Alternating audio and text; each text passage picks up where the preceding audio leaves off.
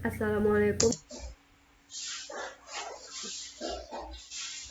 Assalamualaikum warahmatullahi wabarakatuh. Perkenalkan, nama saya Nesin Driantika. Di sini saya akan mereaksi tentang software komputer atau perangkat lunak komputer yang dibawakan oleh Rama Isronovia. Assalamualaikum warahmatullahi wabarakatuh. Saya Rahma Isronovia dari kelas PMT 6B. Di sini saya akan menjelaskan mengenai software komputer atau perangkat lunak komputer untuk memenuhi tugas komputer dan pemrograman. Sebelumnya kita harus tahu dulu apa sih pengertian dari software komputer.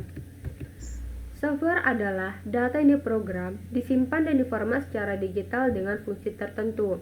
Software merupakan catatan untuk mesin komputer untuk menyimpan perintah serta dokumen maupun arsip yang lainnya. Perangkat ini sendiri tidak memiliki bentuk fisik. Kita bisa mengoperasikannya lewat perangkat komputer. Kemudian sejarah perkembangan software komputer. Nah, perkembangan software komputer ini dibagi ke dalam 4 era. Yang pertama itu era pioner, yang mana pada era ini software masih berbentuk sambungan kabel antar bagian komputer. Cara mengakses komputer di era ini adalah dengan memakai punch card, seperti kartu yang diberi lubang. Penggunaan komputer dengan program digunakan untuk mesin dengan tujuan tertentu. Selanjutnya itu era stabil. Pada era ini, software komputer dijalankan bukan satu persatu, namun banyak proses yang dikerjakan secara bersamaan atau multitasking. Di era ini juga dikenal pula sistem basis data yang menjadi pemisah antar program dan data. Selanjutnya itu era mikro. Pada era ini, software sudah dibagi menjadi beberapa bagian sesuai fungsinya. Ada software yang digunakan dalam sistem seperti Linux, Macintosh, Windows, dan sebagainya. Ada juga software yang digunakan untuk keperluan aplikasi seperti Microsoft Office dan OpenOffice. Ada juga language software atau yang dikenal dengan bahasa pemrograman. Terakhir yaitu pada era modern. Pada era ini, software bukan bekerja untuk komputer saja, namun diaplikasikan untuk smartphone atau gawai. Era modern ini dilengkapi dengan software tambahan seperti Symbian dan sebagainya. Selanjutnya, klasifikasi software. Perlu kita tahu bahwa software ini secara umum dibagi menjadi dua. Yang pertama yaitu software system, dibagi ke dalam bahasa pemrograman yang bertugas mengonversikan arsitektur dan algoritma yang dirancang manusia ke dalam format yang dapat dijalankan komputer. Contohnya seperti BASIC, COBOL, Pascal, C++, dan Fortran.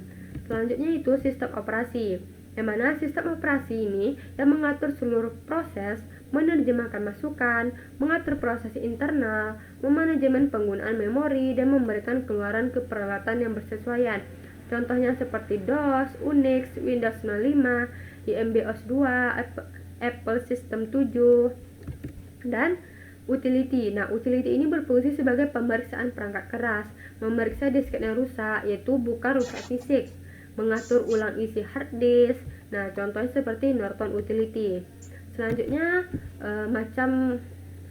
softwarenya yaitu software aplikasi, yang mana sebelum tahun 1990-an aplikasi yang dikenal yaitu pemroses kata, pemroses tabel, database, dan hiburan.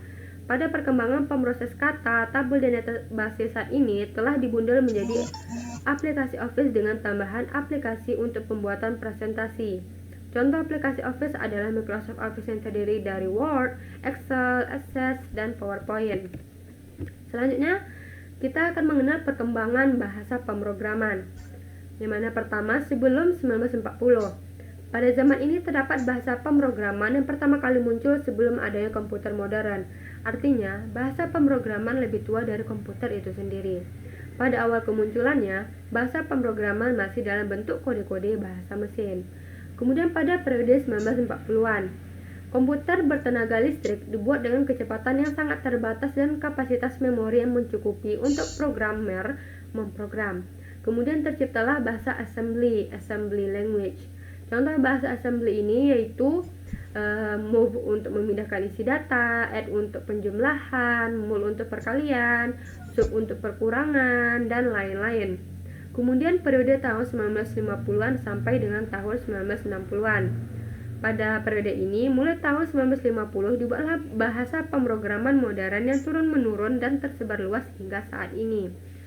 Bahasa ini menggunakan istilah atau reserved word yang dekat dengan bahasa manusia seperti read untuk membaca, copyright untuk menulis, dan sebagainya. Kemudian periode 1967 sampai 1978, yang itu menetapkan paradigma fundamental. Periode di antara tahun 60-an sampai dengan 70-an membawa pengaruh yang besar dalam perkembangan bahasa pemrograman. Kemudian periode 1980-an yaitu konsolidasi, modul, dan performa. Pada tahun 1980-an adalah tahun dari konsolidasi relatif. C++ dikombinasikan dengan sistem programming dan berorientasi objek. Kemudian periode 1990-an yang dikenal dengan visual, yang mana pada periode ini bahasa selain berorientasi objek sudah dikembangkan berbasis visual, sehingga semakin mudah untuk membuat program aplikasi. Tahun 1990-an merupakan era yang paling produktif semenjak bahasa pemrograman diciptakan. Kemudian periode 2000-an hingga sekarang, yaitu zamannya CMS. Lompatan pengembangan PHP script begitu cepat, di mana untuk membuat website atau portal telah tersedia banyak template. Kemudian kita harus mengetahui apa sih sebenarnya fungsi dari software komputer. Yang pertama yaitu menyediakan fungsi paling dasar dari sebuah komputer, sehingga bisa dioperasikan sedemikian rupa sesuai perintah pengguna. Kemudian mengatur hardware yang ada di dalam komputer, sehingga bisa bekerja dengan simultan yang baik berdasarkan perintah pengguna. Kemudian sebagai penghubung antar beberapa software lain dengan hardware yang ada di dalam komputer supaya bisa bersinergi menjadi satu instruksi.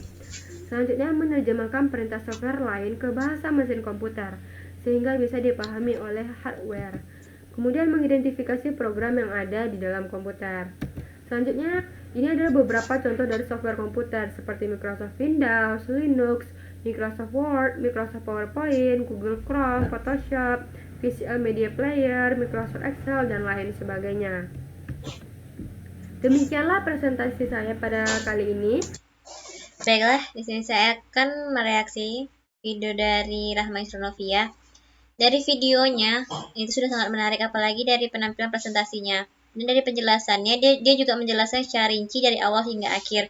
Jadi siapapun yang akan melihat ini akan lebih mengetahuinya lebih luas seperti itu. Terima kasih. Saya kira Assalamualaikum warahmatullahi wabarakatuh.